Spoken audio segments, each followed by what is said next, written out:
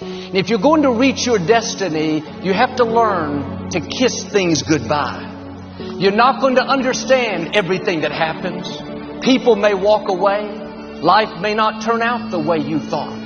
It's easy to get bitter, hold a grudge, lose your passion. Well, do like Naomi. Kiss the bitterness goodbye. Kiss the person that left you goodbye. Kiss the dream that didn't work out goodbye.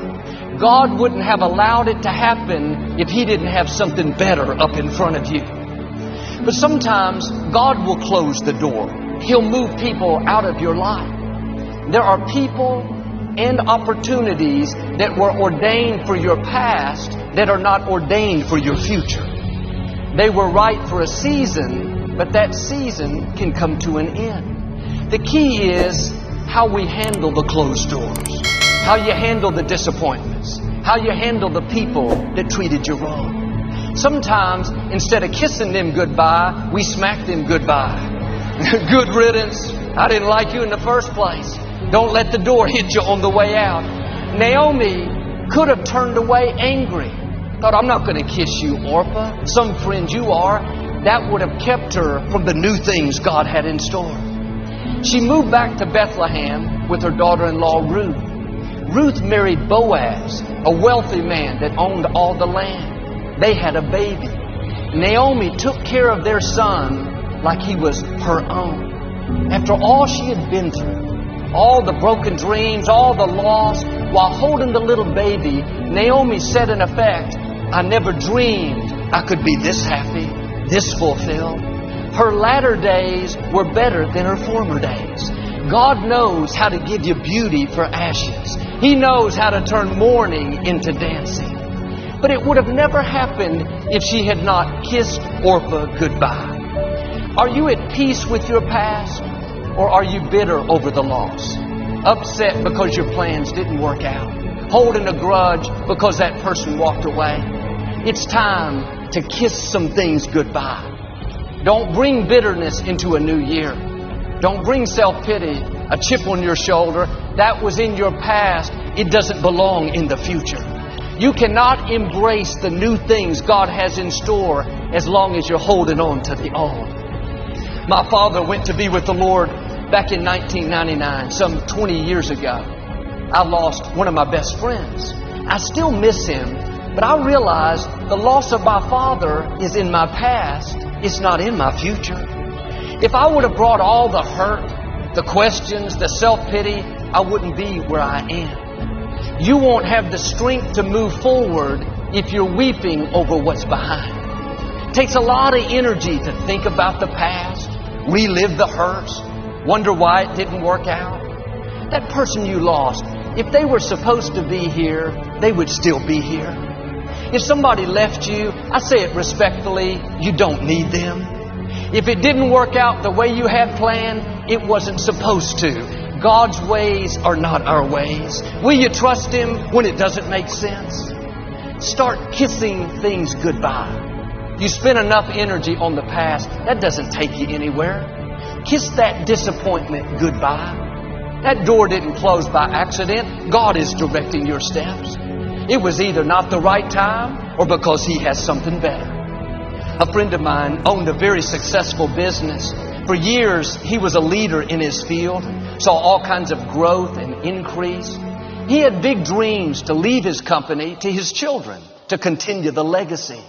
After 25 years, things started to slow down. The competition around him increased. So he started working harder, going in earlier. I would call him and he was meeting with staff at 6 in the morning. He was determined to make it work.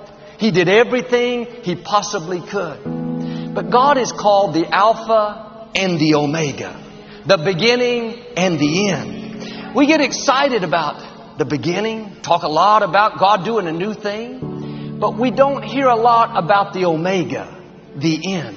But just as God opens doors, sometimes God will close a door. He'll bring things to an end. And this can be hard for us because it feels like a setback. After all the hard work, my friend's company didn't make it. He was so discouraged. For several months, he would hardly talk on the phone. He told me how he felt like a failure. He had all these plans, but it didn't work out the way he thought. And I told him what I'm telling you. The best thing you can do is just kiss it goodbye. Don't bring a failure from yesterday into today. If one dream dies, get back up and dream another dream. He got his passion back and went out and started a consulting business. All kinds of doors began to open. Today he has more clients, more influence, more opportunities than he's ever had. His new company is many times more successful than his own. When life doesn't turn out the way you thought, remind yourself God is still in control. Instead of being sour, losing your joy, kiss the disappointment goodbye. Quit reliving mistakes you've made. Things that you wish you would have done different, wondering why it didn't work out. Like my friend, you may have done your best, given it your all, but it didn't succeed. Accept it as God's plan and move on. Our attitude should be, God, I trust you not just with my successes, I trust you with my failures. I trust you with the betrayals. I trust you with the things that don't make sense. When you kiss the past goodbye, it releases you into your future. You have to be at peace with what's behind you. It's not enough to just move forward, angry, bitter, mad at God. That's why Naomi kissed Orpah. It was symbolizing, this is painful, I don't like it, I feel betrayed, but I'm at peace. It takes maturity to kiss things that don't feel good. This is what the prophet Samuel had to do. He spent years mentoring a young man named Saul. He took him under his wing and he trained him to become the next king of Israel. You can imagine how proud Samuel was when he saw this young man now grown and leading the Israelites. Everyone looked up to King Saul. He was tall and handsome. He looked like a king. But over time, Saul got off course. He made poor decisions. He eventually lost the throne. Samuel was so disappointed. He thought, God, I put all this time and energy into him. I've invested my life and it seems like it was all a big waste. You would think God would say, I understand, Samuel. Too bad, it didn't work out. But God didn't let him feel sorry for himself. He said, Samuel, how long are you going to mourn over Saul? God is asking us, how long are you going to mourn over what you've lost? How long are you going to be discouraged over who hurt you and what you didn't get and the boss that wasn't fair? I don't believe in giving people the right to feel sorry for themselves. Not because they don't have a good reason. Some people have gone through things that nobody should have to go through.